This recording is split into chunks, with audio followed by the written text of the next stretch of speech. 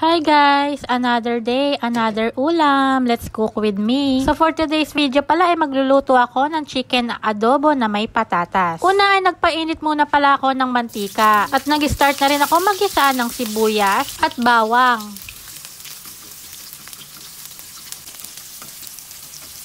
At nang okay na nga ang sibuyas at ang bawang ay sinunod ko naman inilagay itong minarinade ko na chicken. Minarinade ko lang pala to ng 1 oras sa lemon, toyo at paminta. Igigisa ko lang pala ito ng 3 o 5 minuto.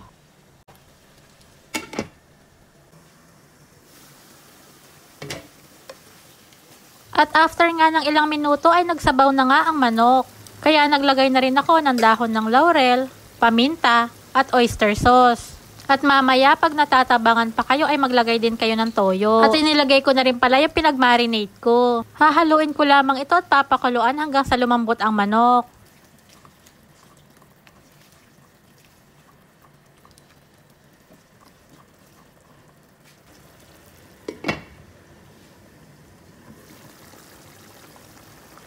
At nang kumulo na nga ay naglagay na rin ako ng suka. Sa paglalagay ko pala ito, hindi ko muna hinalo. Hinayaan ko munang kumulo. At after nga ng 5 minuto ay kumulo na nga at nilagay ko na rin itong patatas.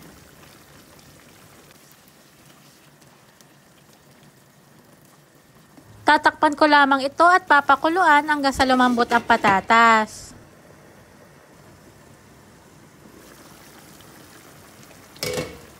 At dahil gusto ko nga sa adobo ay matamis ay naglagay din ako ng brown sugar.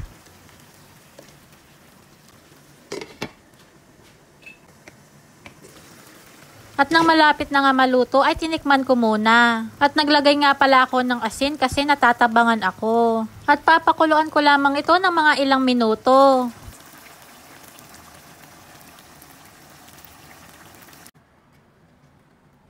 At eto na guys, ang ating chicken adobo na may patatas. So ayun lang, thank you Lord sa blessing. Thank you for watching. Bye!